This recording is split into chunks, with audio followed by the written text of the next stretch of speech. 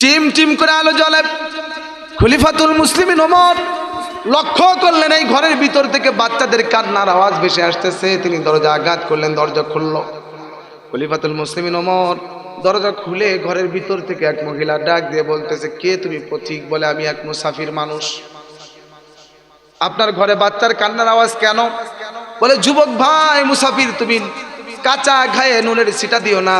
তোমাকে কি বলবো, তোমাকে বলার মতো আমার কি আছে? শোনো, 3 দিন হয়ে গেল আমার ঘরে কোনো খাবার নাই, আর এই দেশের প্রধানমন্ত্রী খলিফাতুল মুসলিমিন ওমর আমার কোনো খোঁজ নেয় না, আমাকে রিলিফের মাল দেয় না। রাষ্ট্রীয় কোষাগার থেকে আমি বিধবা মানুষ, আমাকে কোনো ভাতা দিয়ে সহযোগিতা করলো না। আমার এই বাচ্চাগুলো না খেয়ে কান্না করে, প্রতিদিন কাঁদতে কাঁদতে রাতে ঘুমিয়ে পড়ে। বড় 2টা বাচ্চা ঘুমিয়ে পড়েছে, কিন্তু ছোট বাচ্চাটা ও তো আর বুঝে না, শুধু কান্না করে। আমি তাকে মিথ্যা সান্ত্বনা দেওয়ার জন্য চুলার উপরে পানি দিয়ে, শুধু চুলার উপরে সুদা পাতিল বসায় দিয়েছি পানি দিয়ে, আর মিথ্যা সান্ত্বনা দিয়ে বলেছি, বাবা অপেক্ষা কর, রান্না হইতেছে। অপেক্ষা করতে করতে হয়তো আমার এই বাচ্চাটাও ঘুমিয়ে পড়বে, এই জন্য আমি অপেক্ষা করতেছি।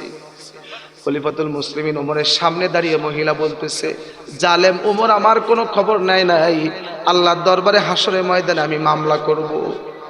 ওমর রাদিয়াল্লাহু আনহুর গায়ের ভিতরে এত শক্তিশালী মানুষ থরথর করে কাঁপতে শুরু করলেন, আর বললেন, বোন একটু অপেক্ষা করো, আমি দেখি কি করা যায়, তোমার জন্য কোনো ব্যবস্থা করতে পারি কিনা। তিনি ছুটলেন, রাষ্ট্রীয় কোষাগারে চলে গেলেন মদিনায়। রাষ্ট্রীয় কোষাগার থেকে তিনি আটার বস্তা মাথায় নিলেন। পিছনে পিছনে আর একজন মানুষ ছুটেছে, তার নাম হলো আসলাম। তিনি ছিলেন খলিফাতুল মুসলিমিন ওমরের খাদেম। ডাক দিয়ে বলে, হুজুর,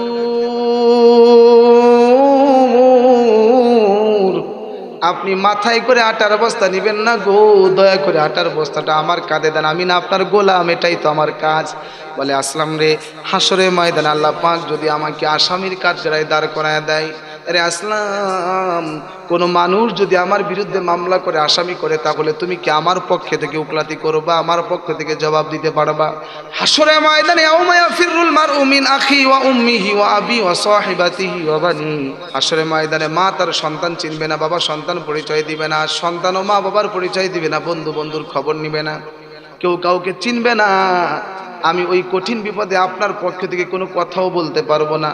আসলাম ডেকে বলে, হুজুর, যার যার হিসাব তার করা লাগবে, আমি আপনার কোনো জবাব দিতে পারবো না। ডাক দিয়ে বলে, তাহলে আসলাম রে, আজকে আটার বস্তাটা আমার মাথায় তুলে দেয়, আমার বাধা দিবি না। ওই মরুভূমির ভিতরে আমার এক বিধবা বোন সন্তানগুলো, এতিম বাচ্চাগুলো নিয়ে না খেয়ে দিন কাটাই, তার কষ্টের সময় আমাকে একটু পাশে দাঁড়াইতে দে। আটার বস্তা নিয়ে রওনা করছে। কি সুন্দর করে বইয়ের ভিতরে লিখেছে, পিছন থেকে দেখে মনে হচ্ছে এই লোকটা পৃথিবীর সব চাইতে বড় দরিদ্র একজন কুলি মানুষ, অথচ অর্ধ জাহানের বাদশাহ। সুবহানাল্লাহ বলেন। না না, কোনো ক্যামেরা ছিল না। আমার নেতারা যদি একটা শীতের কম্বল দেয়, তারপরেও শত শত ক্যামেরা আছে না নাই? পেপার পত্রিকায় ছাপা হয়, মোবাইল টাক করে ধরে। ওমর ইবনুল খাত্তাব রাদিয়াল্লাহু আনহু রাতের অন্ধকারে আটার বস্তা মাথায় নিচে দেখানোর জন্য নয়, আসামি হওয়ার ভয়ে, কি ঈমান তাদের ছিল। আটার বস্তা নিয়ে গেলেন, রুটি বানাইলেন, আটার বস্তা দিয়ে চলে আসে না। আর মনকে বলতেছে, ওমর তুমি বড় অপরাধী, বিধবা নারী, তার বেতন ভাতা দাও নাই। ওমর তুমি বড় দাগী আসামি, খবরদার, তোমার কারণে এই এতিম বাচ্চাগুলো চোখের পানি ফেলে কাঁদে। তুমি অপেক্ষা করো, তাদের মুখে যতক্ষণ হাসি না ফুটবে, তুমি ওমর এই ঘর থেকে বের হবে না। ওমর রাদিয়াল্লাহু আনহু অপেক্ষা করতেছেন। বাচ্চাগুলো রুটি বানায় যখন গোশতের টুকরা দিয়ে মুখের ভিতরে রুটি খায়, বাচ্চাগুলো হাসে, ওমর পাশে বসে বসে হাসতেছেন। চলে গেলেন বিদায় নিয়ে। ডাক দিয়ে বলতেছে, বোন, আমি চলে গেলাম, যদি পারি তোমাকে আবার সহযোগিতা করব। পরের দিন ফজর নামাজ পড়, মহিলা কে পথিক এসে তাকে আটার ব্যবস্থা করেছে, রুটির ব্যবস্থা করেছে, আল্লাহর শুকরিয়া আদায় করে আর কোরআন পড়তেছে। সুবহানাল্লাহ জোরে কোন। কোরআন পড়ে। আর ওমর রাদিয়াল্লাহু আনহু রাষ্ট্রীয় কোষাগার থেকে সিংহাসনে বসে বসে হুকুম করলেন, ও আমার সেনা সৈন্যরা, অমুক মরুভূমির ভিতরে একজন বিধবা নারী আছে, এতিম বাচ্চাগুলো নিয়ে কষ্টে দিন কাটায়, জলদি করে যাও আমার দরবারে তাকে একটু মেহমান হওয়ার জন্য তাকে একটু ডেকে নিয়ে আসো। সুবহানাল্লাহ কোন। সৈন্যরা চলে আসলো, দেখলেন ঘরের ভিতরে মহিলা কোরআন তেলাওয়াত করতেছে। আমার বর্তমান যুগের মা বোনেরা তো কোরআন তেলাওয়াত ভুলে গেছে। রাগ করবেন না, কষ্ট নিবেন না, প্রত্যেক মুসলমানের ঘরে ঘরে কোরআন আছে। হায় দুঃখের কথা, প্রত্যেকটা কোরআনের উপরে ধুলাবালু পড়ে গেছে। টিভিটা চকচক করতেছে, ঝকঝক করতেছে, প্রতিদিন বসে হাজার হাজার বই তোমরা পড়েছো, বুকে হাত দিয়ে কেউ বলতে পারবে না হুজুর আমার আদর্শ লিপির 3 পাতার বইটা মুখস্থ আছে, কেউ বলতে পারবে না। সারা পৃথিবী ঘুরবেন, বেদ বলেন, বাইবেল বলেন, ত্রিপিটক বলেন, মহাভারত বলেন, যত ধর্মগ্রন্থ আছে, যত বই আছে, কিতাব আছে, কোনো কিতাবের কোনো হাফেজ, কিন্তু কোরআনের এরকম হাফেজ এই পৃথিবীতে আছে না নাই? একজন না দুইজন? হ্যাঁ, লক্ষ লক্ষ কোটি কোটি হাফেজ আছে। আরে আপনি ছোট্ট একটা বই মুখস্থ করতে পারেন না, কবিতা একটা মুখস্থ করতে পারেন না, এটা পড়তে গেলে আপনার মুখস্থ ভুল হয়ে যায়, লাইন ভুল হয়ে যায়। আর 30 পারা কোরআন 600 পৃষ্ঠার মতো বিশাল মোটা একটা কিতাব, আলহামদুল আলিফ থেকে শুরু করে এই কোরআনে হাফেজরা আপনাকে শোনাতে শুরু করবে, এক জায়গায় দাঁড়ায় পড়তে শুরু করবে, আলহামদুল আলিফ থেকে শুরু করে মিনাল জিন্নাতি ওয়ান নাসের সিন পর্যন্ত পড়বে, একটা জবরজের একটা নুক্তার কোনো ভুল হবে না। আল্লাহু আকবার। এই জন্য পৃথিবীর সমস্ত কোরআন যদি কোনো বেঈমান পুড়িয়ে দেয়, তারপরেও কোরআন শেষ হবে না। ওয়াইন্নাকা লাআলা খুলুকিন আযীম। আল্লাহ পাক বলে আমার নবীর চরিত্র হলো উত্তম চরিত্র, আর নবীর চরিত্রই হলো পুরো 30 পারা কোরআন। এখন নবী তো বিদায় হয়ে গেছে, কোরআনের সেই চরিত্র আছে না নাই? আল্লাহ পাক বলে ইন্না নাহনু নাযালনা যিকরা ওয়া ইন্না লাহু লাহাফিজুন। এই কোরআনকে আমি কিয়ামত পর্যন্ত এই কোরআনের হাফেজদের মাধ্যমে সংরক্ষণ করব। জোরে কান সুবহানাল্লাহ। সমস্ত কিতাব, সমস্ত কোরআনের গাইডগুলো যদি, কপিগুলো যদি পুড়িয়ে ছাই বানায় দেয়, তাহলে এই হাফেজ সাহেবরা এক জায়গায় দাঁড়িয়ে 1 ঘন্টার ভিতরে শত শত কপি কোরআন আবার লিখে দেবে, কোনো ভুল হবে না। সুবহানাল্লাহ। জোরে কান। ও যদি আগুন লেগে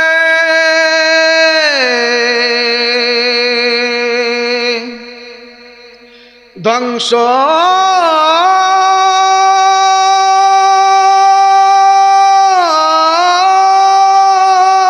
হয়ে যায়, যদি আগুন লেগে ধ্বংস হয় পৃথিবীর সব বইয়ের দোকান, তবু বিশ্ব থেকে হারাবে না পবিত্র কোরআন। বলেন, তো বিশ্ব থেকে হারাবে না পবিত্র কোরআন। সুবহানাল্লাহ। জোরে বলেন। করবে কেমন করে কোরআন ধ্বংস? আগুনেরই তেজ। দেখো বিশ্ব ভরা অগণিত কোরআনের হাফেজ, ও তারা সাফি আসমানি গ্রন্থ, সাফি আসমানি গ্রন্থ রাখিবে ইসলামের মান, তবু বিশ্ব থেকে হারাবে না পবিত্র কোরআন, তবু বিশ্ব থেকে হারাবে না পবিত্র কোরআন। রে মুসলমান বন্ধু,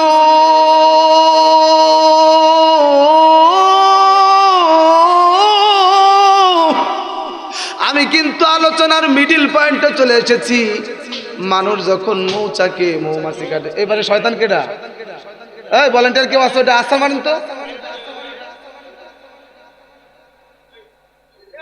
মানুষ যখন দেখবেন মৌচাক কাটে, তখন প্রথমে ধোয়া দেয়, আস্তে আস্তে মৌমাছি তারাই পরিবেশ সৃষ্টি করে তারপরে মধু এনে কাটে, এরপরে মধু গালে দিলেই আরো মজা লাগে। এমন একটাই জায়গায় চলে এসেছি রে বন্ধু, আমাদের মাছি তাড়ানো শেষ, এখন মধুর শাঁখ কেটে কেটে খাবো। প্রত্যেকটা মানুষ কোরআনের আলোচনা শুনে, প্রত্যেকটা মানুষ ইমানের আলোচনা শুনে চোখের কোনায় পানি ফেলে তারপরে বাড়িতে যাব। রাজি আছেন? এই মাহফিল তো প্রতিদিন হয় না রে বাজান, আজকেই মাহফিল হয়, আগামীকাল হবে না। কোরআনের এই মজলিসের কত দাম। আল্লাহ পাক ডাক দিয়ে কয়, এই তোমার কোরআনের বাগান হলো মাজালিসুল কোরআন, মাজালিসুল্লাহ। এই কোরআনের মজলিস হলো আল্লাহর মজলিস। ও মুসলমান বন্ধুরে, আল্লাহ পাক রব্বুল আলামিন ডাক দিয়ে বলে, এই পৃথিবীর মানুষ তাকায় দেখো, কত যুবক ফজরে ঘুম থেকে উঠে না, কিন্তু মদিনাতুল উলুম মাদ্রাসার ভিতরে যাও, দেখবা ফজরে আজান হওয়ার আগে, মুয়াজ্জিন ওঠার আগেই এই মাদ্রাসার ছোট্ট ছোট্ট তলবে এলে কচি কাঁচা বাচ্চারা জালি জালি হাতগুলো, মুখমণ্ডলগুলো ঠান্ডা পানির অজু দিয়ে ভিজায় অজু করতেছে, আর থরথর করে কাঁপতেছে। অজু কমপ্লিট হয়ে গেছে, বুকের বুকের ভিতরে কোরআনটারে জড়ায় ধরে এই মাদ্রাসা ভাঙ্গা ঘর এই কোরআনের পাখিরা আউযু বিল্লাহি মিনাশ শাইতানির রাজিম বিসমিল্লাহির রহমানির রহিম রহমান রহিম আল্লাহ আমার মালিক আল্লাহর নাম ধরে যখন রহমান রহিম নাম ধরে এই মাদ্রাসার ছোট্ট ছোট্ট বাচ্চারা তলবে ইলমরা যখন রহমান রহিম নাম ধরে ডাক দিছে ডাক দিয়ে আল্লাহ পাক রব্বুল আলামিন বলেন তাকায় দেখ পূর্বকুজি পাড়া পূর্বকুজি শহর কবিরাজ পাড়া রেল লগ্ন সংলগ্ন এই এলাকার কত যুবক এখনো ফজর আজান হয়ে গেল মসজিদে যায় না কত মুরব্বী মানুষ ঘুমায় রইছে এই বাচ্চাগুলো কচি কচি হাত পা ঠান্ডা পানি দিয়ে ভিজায় থরথর করে কাঁপে আর কোরআন বুকে জড়ায় আউযু বিল্লাহ বিসমিল্লাহ পড়ে এরে রহমতের ফেরেশতারা যা যা যা এই বাচ্চাগুলোর ওসিলায় এলাকার মানুষের উপর রহমত ঢেলে দিয়ে আয় আউযু বিল্লাহি মিনাশ শাইতানির রাজিম বিসমিল্লাহির রহমানির রহিম يا أيها الذين آمنوا ادخلوا في السلم كافة ولا تتبعوا خطوات الشيطان إنه لكم عدو مبين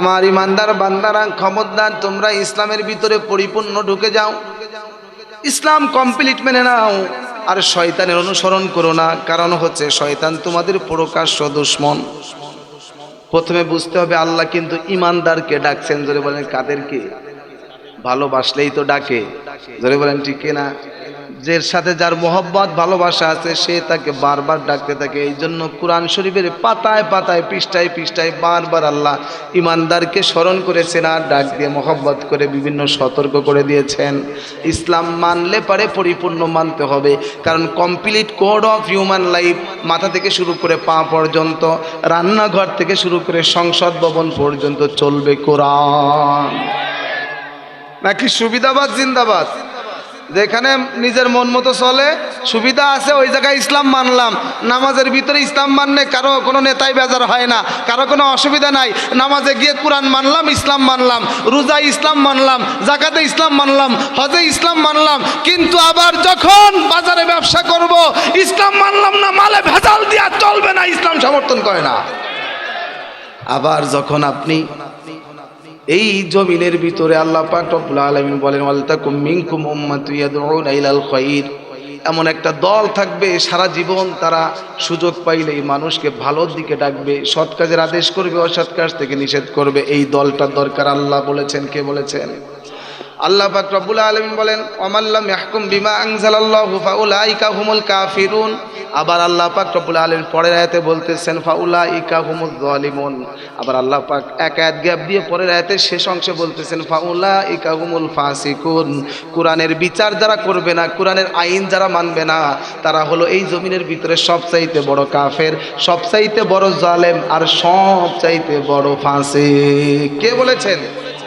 তাহলে বিচার করবে কি দিয়ে মুসলমান জোরে বলেন কোরআন দিয়ে ব্রিটিশ আমাদেরকে আইন দিয়ে গিয়েছে চুরি করলে পরে জেলে বরবাদ আর কোরআন আপনাকে আইন দিয়েছে ওয়াসারিকু ওয়াসারিকাতু ফাকতাউ আইদিয়াহুমা কোরআন আপনাকে আইন দিয়েছে আল্লাহ আইন দিয়েছেন চুরি করলে চোরের হাত কেটে দাও সে সাধারণ চোর হোক মসজিদের জুতা চুরি করে ব্যাটারি চুরি করে মোরগ মুরগি চুরি করে হাঁস গরু ছাগল চুরি করে অথবা মানুষের বিভিন্ন কায়দা করে সম্পদ মোবাইল ফোন টোন চুরি করে এরপরে সে ক্ষমতা পাইলে মেম্বার হলে রিলিফের মাল চুরি করে চেয়ারম্যান হলে রিলিফের মাল চুরি করে দুর্নীতি করে খায় এমপি হলে মন্ত্রী হলে পারে দুর্নীতি করে দেশের জনগণের টাকা চুরি করে সুইস ব্যাংকে পাঠায় আল্লাহ কি শুধু গরিব চোর শেষটা চোরের কথা বলেছেন নাকি ভিআইপি চোর সহ বলেছেন আমার ওয়াজ বুঝতেছেন আমার ভাষায় আপনাদের সমস্যা হয় আমি কিন্তু ফরিদপুর থেকে এসেছি ওই যে হাসিনা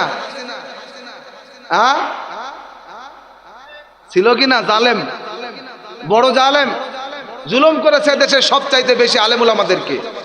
আমাদের কোরআনের পাখি আল্লাহ আমাকে ফাঁসি দিয়েছে, কোরআনের পাখিদেরকে ধরে ধরে জেলে ভরেছে, তিলা তিলা শেষ করেছে। আল্লাহ বলে আমি ছেড়ে দেব না, আমি ছাড় দেই কিন্তু ছেড়ে দেয় না, অপেক্ষা করো, তোমাদেরকেও লাঞ্ছিত হতে হবে। ঠিক না বলেন? এখন পলানোর পথ খুঁজে পায় না, মতের বাইরে গেলেই রাতের অন্ধকারে ঘর থেকে তুলে নিয়ে গেছে। কথা বলেন না কেন? আপনাদের তো ফখরুল ইসলাম আলমগীরের দেশ, ধরে বলেন ঠিক কিনা? উনি তো ফখরুল ইসলাম আলমগীর বাড়ি এসে পালাতে চাইছিল, কইছিল পালাবো না, কোথায় যাবো, ফখরুল ইসলামের বাড়ি আছে না, সে কাওয়া কাদের এখন খুঁজে পাওয়া যায় না। এই জন্য ক্ষমতা পাইলে জুলুম করা যাবে। যারা এই জুলুম করেছে ইতিহাস সাক্ষী দেয় কেউ টিকে থাকতে পারে নাই। ধরে বলেন ঠিক কিনা? আর একজন ছিল খালি কইতো খেলা হবে, খেলা হবে, প্যান্ট খুলে পড়ে যায়, গায়ে বল নাই, ওকে খেলা হবে। কি খেলবি তুই? এখন তো মাঠে নাই। ঠিক আছে রেখান, খেলা হবে, খেলা হবে বইলা যারা চিল্লাই তো তাহারাই তো দেশ সারিয়া ভারত গিয়া পালাইলো, কাউয়া কাদের পালাইয়া গেল, খুঁজে তারে পাইলাম না, খুনি হাসিনা উড়াল দিল আর তো ফিরে আসলো না। ঠিক না ধরে বলো? ও বাংলার মুসলমান, স্পষ্ট করে বলে দিতে চাই, এদেশের মসজিদ মাদ্রাসার উপর যারা জুলুম নির্যাতন করেছে, আলেমুল আমাদেরকে যারা জঙ্গি ট্যাগ দিয়েছে, জুলুম নির্যাতন করেছে, বাংলার মুসলমান এই বাংলার জমিনে আর তাদেরকে কখনো উঠাই দিবে না। ঠিক না বলো? তোমরা শিক্ষা নাও, যারাই জুলুম করবে তাদের পরিণতি এরকম হবে। ঠিক না ধরে বলেন? বাংলার মুসলমান এখন চাই বাংলার জমিনে কোরআনের রাজ কায়েম হবে। এই কোরআন শুধু হুজুরদের নয়, আমলিগ বলো, বিএমপি বলো, জামাত, চরমনাই, হিফাজত বলো, প্রত্যেকটা ইমানদার মুসলমানের হৃদয় হচ্ছে আল কোরআন। এই কোরআন মানলে পরেই ঘরে ঘরে শান্তি দিবেন কে? ও মুসলমান, আল্লাহ পাক রব্বুল আলামিন কোরআনের আইন দিলেন, চোর যদি চুরি করে চোরের হাত কেটে দাও। এটা কি আমার কথা না আল্লাহর কথা? কিন্তু ব্রিটিশের আইনে আমরা বিচার করে জেলে দেই। চোরাই জেলে যাওয়ার পরে 2 মাস 3 মাস থাকে, আবার জামিনে বের হয়। চুরি করে জেলে যায়, বের হয়ে আবার ডাকাতি শুরু করে দেয়। জোরে বলেন ঠিক কিনা? আর যদি কোরআনের বিচার থাকতো, বাংলার জমিনের মুসলমান ঘরের দরজা খুলে ঘুমাইতে পারতো, কোনো চুরি থাকতো না। আল্লাহর কোরআন বলছে যদি কেউ মদ খায় তাকে 80টা বেত দাও। আর আমার দেশের সংসদ ভবন থেকে মদের লাইসেন্স দেয়, যে তোমার টাকা আছে, শিল্পপতি মানুষ, তোমাকে লাইসেন্স দিলাম। সেদিন দেখলাম একটা মেয়েকে পুলিশ ধরছে, ওই মেয়েটা বলতেছে আমারে ধরছো কে, আমার তো মদের লাইসেন্স আছে, আমি মদ খাই। গর্ব করে বলতেছে, নাউজুবিল্লাহ বললেন না? কোরআন বলে কি আর সরকার বলে কি? সরকার মদের লাইসেন্স দেয়, সরকারের পাওয়ার ক্ষমতা নাই মদের লাইসেন্স দিতে পারে, নিষেধ করে দিয়েছেন আল্লাহ। অসুবিধা আছে? কোরআন মানো। এমপি হোক, মন্ত্রী হোক, শিল্পপতি হোক, টাকাওয়ালা হোক, মদ খাইলেই কয় বেত। আরো জোরে, ওমর ইবনুল খাত্তাব নাম শুনেছেন? ইসলামের দ্বিতীয় খলিফা ওমর রাদিয়াল্লাহু আনহু হঠাৎ করে একদিন বুঝতে পারলেন তার নিজের ছেলে আবু শাহমার মদ পান করেছেন। বললেন বাবা, তোমার মুখে মদের গন্ধ হসে। বলে হ্যাঁ বাবা, ভুল করে ফেলেছি, আই এম ভেরি সরি। বলে কোনো সরি হবে না, কোরআন খোলো। কোরআন খুলে দেখে 80 বেতের কথা বলা হয়েছে। সঙ্গে সঙ্গে ঘোষণা দিলেন আগামীকাল ফজরের পরে মসজিদে নববীর ভিতরে বিচার হবে। বিচার মদখোরের বিচার। কার বিচার? ফজরের নামাজে মুসল্লিরা সাহাবারা হাজির হয়ে গেছেন। দেখেন মসজিদে নববীর খুঁটির সঙ্গে ওমর রাদিয়াল্লাহু আনহু নিজের কলিজার টুকরা যুবক সন্তান আবু শাহমারকে বেঁধে রেখেছেন।